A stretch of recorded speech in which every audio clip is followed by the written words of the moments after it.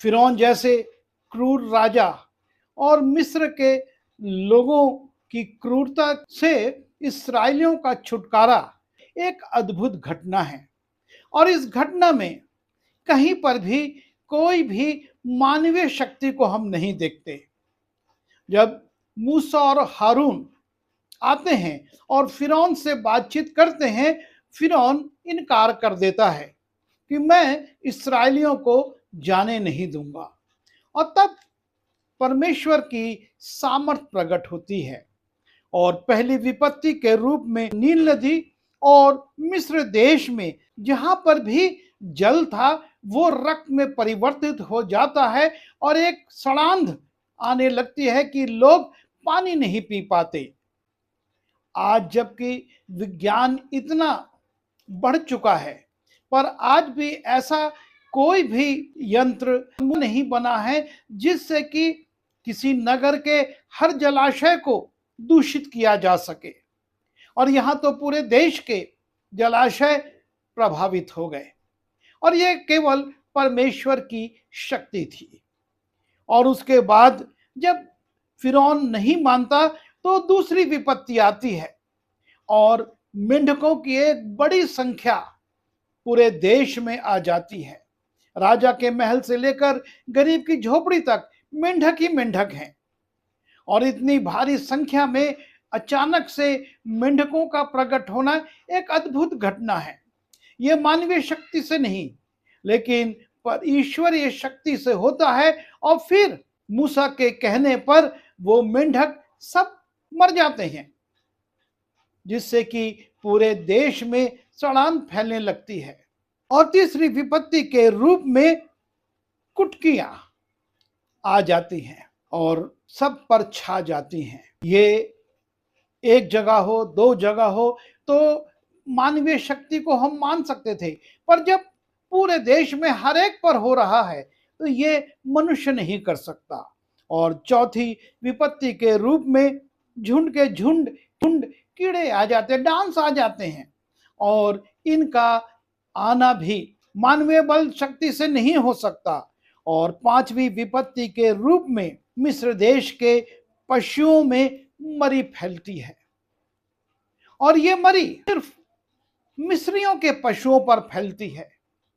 गोशेन के में जो इस्राएलियों के पशु हैं उनमें ये मरी नहीं आती और देश के अधिकांश पशु मर जाते हैं।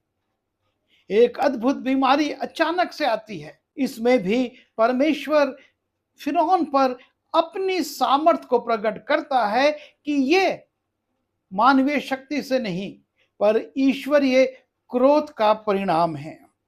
और तब छठवीं विपत्ति परमेश्वर भेजता है। मनुष्यों और पशुओं पर फफोले आ जाते हैं, उनकी खाल पर फफोले आ जाते हैं और वो परेशान हो जाते हैं।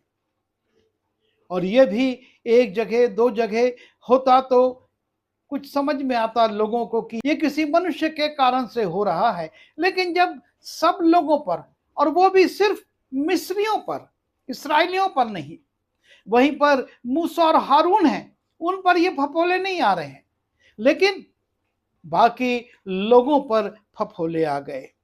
और सातवीं विपत्ति में भारी भारी ओले गिरते हैं। ओला बरसाना भी मनुष्य के वश में नहीं है। और वचन में लिखा है कि इतने बड़े ओले पहले कभी नहीं गिरे थे। इतने बड़े बड़े ओले केवल मिस्रियों के क्षेत्र में गिरते हैं, गोशेन में नहीं गिरते। और मिस्रियों के पशु और जो लोग बाहर थे और उनके पेड़ सब उन ओलों की मार से नष्ट हो जाते हैं। और तब आठवीं विपत्ति आती है। टिड्डियां पूरे देश में छा जाती हैं। पूरे मिस्र देश में जो कुछ ओलों से बचा था उनको ये बहुसंख्या में आई हुई टिड्डियां चट कर जाती हैं। और ये विपत्ति भी, ये संकट भी, ये परेशानी भी केवल मिस्रियों पर आती है। उन्हीं से जुड़ा हुआ जो भाग गोशेन का है, जहां पर इस्राएली रहते थे, वहां पर ये विपत्ति या ये टिड्डियां नहीं जाती। कैसे उनको मालूम हुआ कि मिस्रियों के खेतों में, उनके पेड़ों पर, उनके हरे वृक्षों पर उनको बैठना है, पर गोशेन के पेड़ों पर उनको नहीं बैठना है। और नवी विपत्ति 3 दिन तक घोर अंधकार छाया रहता है। कोई अपने स्थान से नहीं उठ पाता है। इतना घोर अंधकार 3 दिन तक रहता है और वहीं गोशेन में इसका कोई प्रभाव नहीं पड़ता। वहां पर उजाला होता है, जैसे दिन होता है उसके बाद रात होती है, और इस प्रकार से 3 दिन तक सूरज भी उदय होता रहा और रात भी होती रही। लेकिन मिस्र में इतना अंधेरा रहता है कि लोग अपने स्थान से उठ नहीं पाते हैं। और 10वीं विपत्ति सबसे भयंकर है, जबकि राजा से लेकर चक्की पीसने वाली तक के और पशुओं तक के पहलौठे बच्चे मर जाते हैं। ये मृत्यु भी, जो कि एक ही रात में फैलती है, राजा से लेकर चक्की पीसने वाली के बच्चों तक जाती है। लेकिन इस्राएलियों के जो उनके बीच में हैं, उनके पहलौठों पर यह मृत्यु नहीं आती।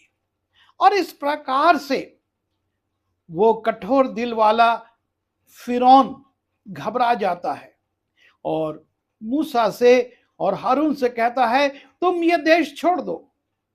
और इस्राएली उनके देश से निकल जाते हैं।